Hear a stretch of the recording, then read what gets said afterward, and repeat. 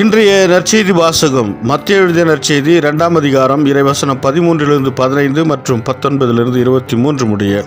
அவர்கள் திரும்பிச் சென்ற பின் ஆண்டுடைய தூதர் யோசேப்புக்கு கனவில் தோன்றி, நீர் எழுந்து குழந்தையும் அதன் தாயையும் கூட்டிக் கொண்டு எகிப்துக்கு தப்பி ஓடிச் செல்லும். நான் உமக்கு சொல்லும் வரை அங்கேயே இரும், ஏனெனில் குழந்தையை ஏரோது கொல்வதற்காக தேடப்போகிறான் என்றார். யோசேப்பு எழுந்து குழந்தையும் அதன் தாயையும் கூட்டிக் கொண்டு இரவிலேயே எகிப்துக்கு புறப்பட்டு சென்றார். ஏரோது இறக்கும் வரை அங்கேயே இருந்தார். இவ்வாறு எகிப்திலிருந்து என் மகனை அழைத்து வந்தேன் என்று இறைவாக்கினர் வாயிலாக ஆண்டவர் உரைத்தது நிறைவேறியது. ஏரோது காலமானதும் ஆண்டுடைய தூதர் எகிப்தில் யோசேப்புக்கு கனவில் தோன்றி, நீர் எழுந்து குழந்தையும் அதன் தாயையும் கூட்டிக் கொண்டு இஸ்ரவேல் நாட்டுக்கு செல்லும், ஏனெனில் குழந்தையின் உயிரை பறிக்க தேடியவன் இறந்து போனார்கள் என்றார். எனவே யோசேப்பு எழுந்து குழந்தையும் அதன் தாயும் கூட்டிக் கொண்டு இஸ்ரேல் நாட்டுக்கு வந்து சேர்ந்தார்.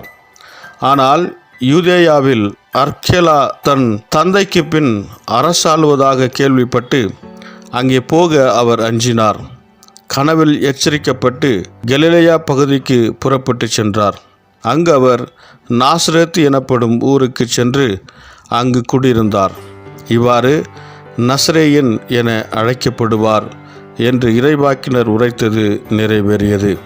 இது கிறிஸ்து வழங்கும் நற்செய்தி. கிறிஸ்துவே உமக்கு புகழ். ಮತ್ತಾಯ ಅಧ್ಯಾಯ 2 ವಚನ 13-15 19-23 ಜ್ಞಾನಿಗಳು ಹೊರಟು ಹೋದ ನಂತರ ಪ್ರಭುವಿನ ದೂತನು ಯೋಸೇಫನಿಗೆ ಕನಸಿನಲ್ಲಿ ಕಾಣಿಸಿಕೊಂಡು, ಎದ್ದೇಳು, ಮಗುವನ್ನು ಮತ್ತು ಅದರ ತಾಯಿಯನ್ನು ಕರೆದುಕೊಂಡು ಈಜಿಪ್ಟಿಗೆ ಓಡಿ ಹೋಗು. ಹೆರೋದನು ಮಗುವನ್ನು ಹುಡುಕಲು ಪ್ರಾರಂಭಿಸುವನು. ಅವನು ಮಗುವನ್ನು ಕೊಲ್ಲಬೇಕೆಂದಿದ್ದಾನೆ. ಅಪಾಯವಿಲ್ಲವೆಂದು ನಾನು ನಿನಗೆ ಹೇಳುವ ತನಕ ನೀನು ಈಜಿಪ್ಟಿನಲ್ಲೇ ಇರು ಎಂದು ಹೇಳಿದನು. ಕೂಡಲೇ ಯೋಸೇಫನು ಎದ್ದು ಮಗು ಮತ್ತು ಅದರ ತಾಯಿಯೊಂದಿಗೆ ಈಜಿಪ್ಟಿಗೆ ರಾತ್ರಿ ಸಮಯದಲ್ಲಿ ಹೊರಟು ಹೋದನು. ಹೆರೋದನು ಸಾಯುವ ತನಕ ಯೋಸೇಫನು ಈಜಿಪ್ಟಿನಲ್ಲೇ ಇದ್ದನು. ನಾನು ನನ್ನ ಮಗನನ್ನು ಈಜಿಪ್ಟಿನೊಳಗಿಂದ ಕರೆದೆ ಎಂದು ಪ್ರವಾದಿಯ ಮೂಲಕ ಪ್ರಭು ಹೇಳಿದ್ದ ಮಾತು ಇದರಿಂದ ನೆರವೇರಿತು. ಹೆರೋದನು ಸತ್ತ ನಂತರ ಪ್ರಭುವಿನ ದೂತನು ಯೋಸೇಫನಿಗೆ ಕನಸಿನಲ್ಲಿ ಕಾಣಿಸಿಕೊಂಡನು. ಯೋಸೇಫನು ಈಜಿಪ್ಟಿನಲ್ಲಿ ಇರುವಾಗಲೇ ಇದು ಸಂಭವಿಸಿತು. ದೇವದೂತನು ಅವನಿಗೆ, ಎದ್ದೇಳು, ಮಗುವನ್ನು ಮತ್ತು ಅದರ ತಾಯಿಯನ್ನು ಕರೆದುಕೊಂಡು ಇಸ್ರೇಲಿಗೆ ಹೋಗು. ಮಗುವನ್ನು ಕೊಲ್ಲಲು ಪ್ರಯತ್ನಿಸುತ್ತಿದ್ದವರು ಸತ್ತು ಹೋದರು ಎಂದು ಹೇಳಿದನು. ಆದ್ದರಿಂದ ಯೋಸೇಫನು ಮಗುವನ್ನು ಮತ್ತು ಮಗುವಿನ ತಾಯಿಯನ್ನು ಕರೆದುಕೊಂಡು ಇಸ್ರೇಲಿಗೆ ಹೋದನು. ಆದರೆ ಹೆರೋದನ ಸತ್ತ ನಂತರ ಅವನ ಮಗನಾದ ಅರ್ಕೆಲಾಯನು ಜುದೇಯದ ರಾಜನಾಗಿದ್ದಾನೆ ಎಂಬುದನ್ನು ಕೇಳಿ ಅಲ್ಲಿಗೆ ಹೋಗಲು ಭಯಪಟ್ಟನು. ಕನಸಿನಲ್ಲಿ ತನಗೆ ಕೊಟ್ಟ ಎಚ್ಚರಿಕೆಯಂತೆ ಅವನು ಆ ಸ್ಥಳವನ್ನು ಬಿಟ್ಟು ಗಲಿಲೆಯ ಪ್ರದೇಶಕ್ಕೆ ಹೋಗಿ ನಜರೇತ್ ಎಂಬ ಊರಿನಲ್ಲಿ ವಾಸಿಸಿದನು. ಕ್ರಿಸ್ತನು ನಜರೇತಿನವನು ಎಂದು ಕರೆಯುತ್ತಾರೆ ಎಂದು ದೇವರು ಪ್ರವಾದಿಗಳ ಮೂಲಕ ಹೇಳಿದ್ದು ಹೀಗೆ ನೆರವೇರಿತು. ದೇವರ ವಾಕ್ಯವಿದು.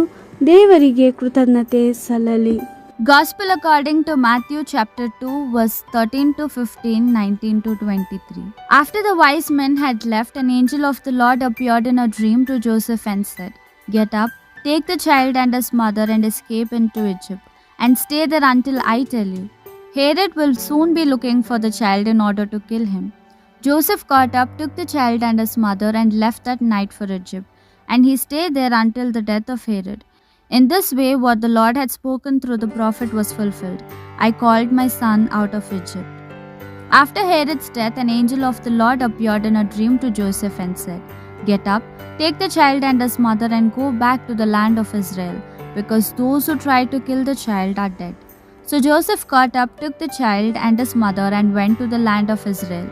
But when Joseph heard that Archelaus had succeeded his father Herod as king of Judea, he was afraid to go there. He was directed by a dream and went to the region of Galilee. There he settled in a town called Nazareth.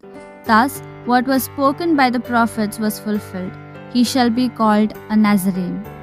This is the word of the Lord. Thanks be to God.